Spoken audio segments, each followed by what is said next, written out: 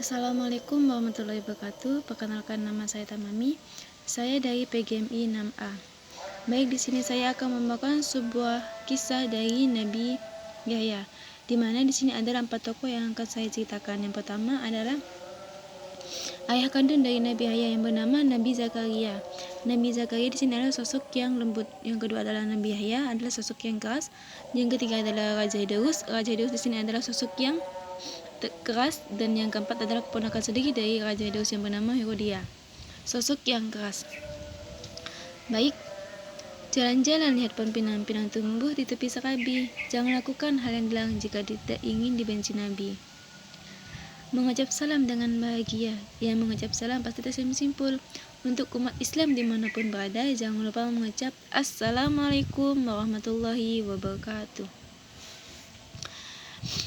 Pada suatu ketika, Nabi Zakaria diutus untuk berdakwah di tengah Bani Israel yang menantangnya.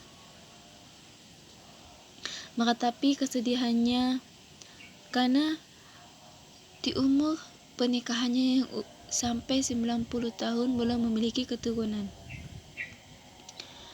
Karena beliau merasa sedih karena siapa yang akan melanjuti dakwahnya setelah beliau tiada nanti. Akhirnya Nabi Zakaria di sini memohon dan berdoa kepada Allah bahwa tidak ada yang mustahil bagi Allah. Tidak ada mustahil baginya jika Allah sudah berkehendak. Meskipun istrinya sedang mengalami mandul dan tidak akan mempunyai seorang anak, tapi Nabi Zakaria di sini adalah tetap berhusnuzan bahwa tidak ada yang tidak mungkin di dunia ini jika Allah sudah berkehendak. Dan pada suatu ketika, akhirnya Nabi Zakaria mempunyai keturunan yang bernama Nabi Yahya.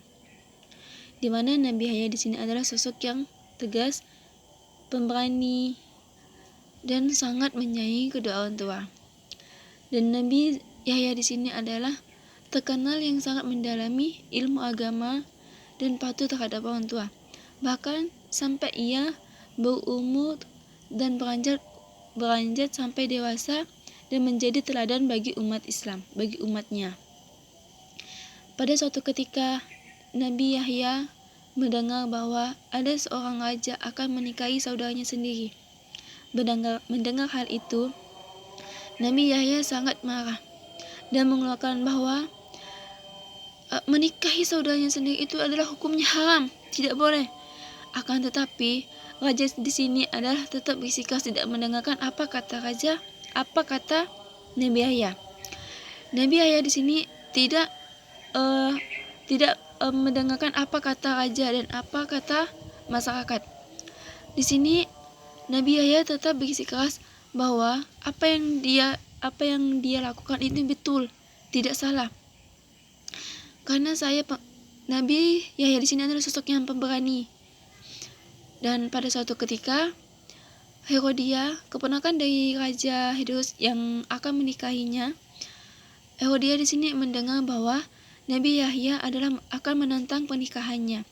Dan Herodia di sini merasa ambisi yang selama ini ia cita-citakan menjadi seorang ratu akan dimusnahkan oleh seorang Nabi Yahya. Mendengar hal itu, Herodia merasa nama baiknya tercorengkan dan nama baiknya disoroti oleh orang banyak. Pada suatu ketika, Herodia meminta satu permintaan kepada raja. Wahai raja, jika kamu benar-benar mencintai saya mempunyai satu permintaan kepada kamu. Jika kamu benar-benar mencintai saya, bunuh Nabi Yahya, penggal kepala dia dan bawa ke depan saya. Tanpa berpikir panjang, raja pun langsung mengiyakan apa kata Herodia dari keponakan itu sendiri. Karena saking cintanya dan terpesonanya kecantikan dari keponakannya itu sendiri. Dan raja pun langsung memerintahkan kepada prajuritnya untuk membunuh Nabi Yahya. Pada suatu ketika, Nabi Yahya lagi sholat di masjid dan